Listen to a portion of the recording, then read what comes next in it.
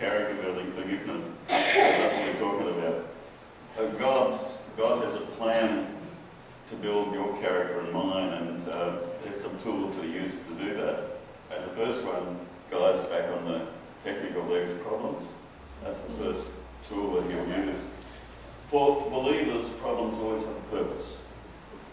Sometimes they're irritating little problems, and irritating little problems are like sandpaper that rub away the edges of you, or rub the rough edges of your character.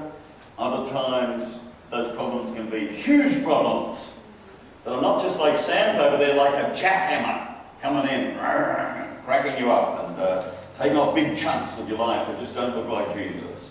But the problems, when they occur, if your attitude is right, then that's going to change you in the way that Jesus wants you to be changed. So will the problem be a challenge that you can rise above, and it's your choice, or will it be a roadblock that stops you?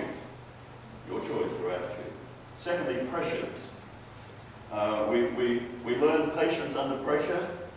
We really learn patience. Pressure will bring out the worst or the best in us. And the pressure comes. Pressure can squash you, or pressure can turn coal into a diamond.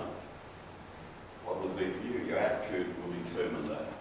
Thirdly, God uses, he uses problems, he uses pressures, he uses people. People. I remember once my daughter was babysitting for a little family, little kid they had, and he escaped through the window while she was babysitting, and she was down the street, and she arrested him and brought him back, and she called his parents, and they came home, and they said, "What do you mean by running away like that?" He said, "You know how I don't like people." You got people.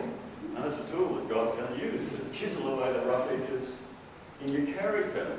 Every one of us has people in our lives that are harder to relate to than others. Right? Don't you look at me like a good card player. Every one of us has people in life. It's Pastor Rick Warren who says that with those kind of people, extra grace is required. And so you'll never forget that. He said that the EGR people, extra grace is required. And as you think about it right now, some of you are thinking that EGR person, they're sitting right alongside. Don't look at them. We get trouble in here this morning, and I don't want that trouble in the house of the Lord this morning. You take it home and look at them.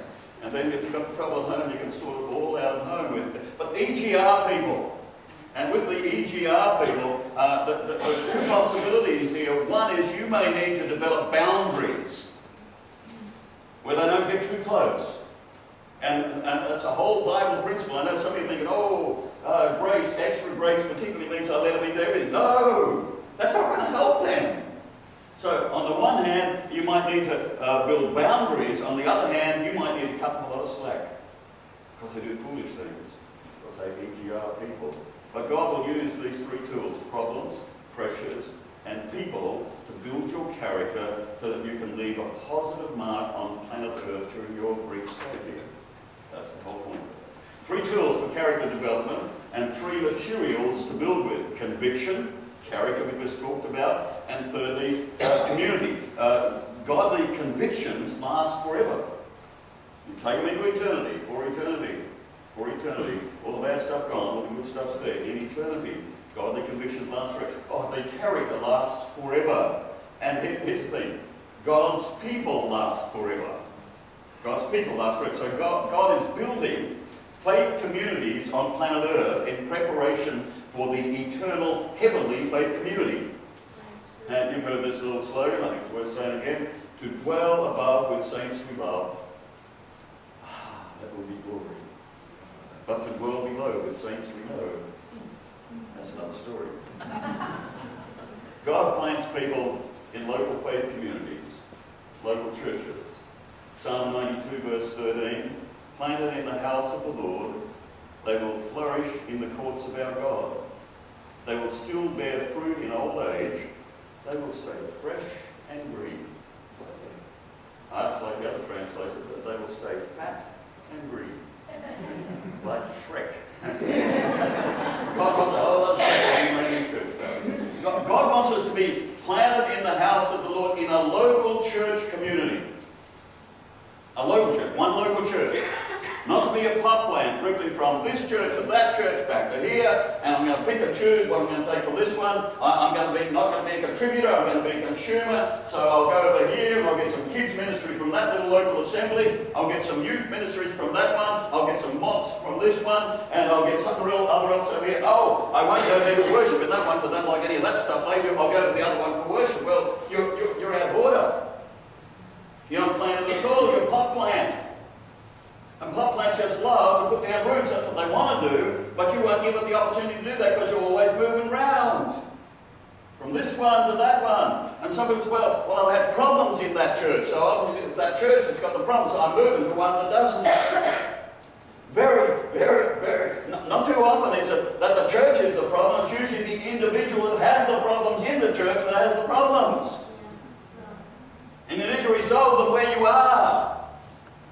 Otherwise, it's going to cart them from this location to that location. Geography's changed and the problems haven't. Because often they're in us, the individual. And we need to sort them out. The problems are usually in our soul. And so changing local churches isn't going to change a thing, except changing geography. Planted in the house of the Lord, they will flourish in the courts of our God. They will still bear fruit in old age. They will stay fresh and green. In God's heavenly community, there will be no drifting from this to that. He wants us to learn that lesson now. Revelation 21 verse 3, they will be his people, and God himself will be with them and be their God. And Revelation 22:4, they will see his face. So God plants us in local faith communities in order to be fruitful, and the pattern from the very earliest church has always been this way. Acts 20 verse 20, publicly and from house to house. One assembly, but publicly and from house to house. Or Acts 2:46, meeting together in the temple courts, that's publicly, and in their homes. And so do you want me just to apply that, whether you do or not, I'm going to anyway. Every Sunday is our publicly. Right here, it's the publicly thing. That is it, the publicly. Anyone can come on in. Connect groups are our house-to-house weekly gatherings. Kerry Shook in his green book says if you're too busy for a small group, which we call connect groups, then you're too busy. I'm not too busy. He said if you're too busy for a small group, then you're too busy. What's he mean? Cut something else out of your life. That's what the whole thing about this 30 days, 1 month to live. If you only had that, get it all right. There should be an urgency coming in here. God says, why don't you go to a small group? Suddenly, like tomorrow, he calls you up. Your time's up. And he says, why weren't you in a small group? Well, I was too busy. And he's going to put that down on his not impressed list. Bad luck. Bad luck.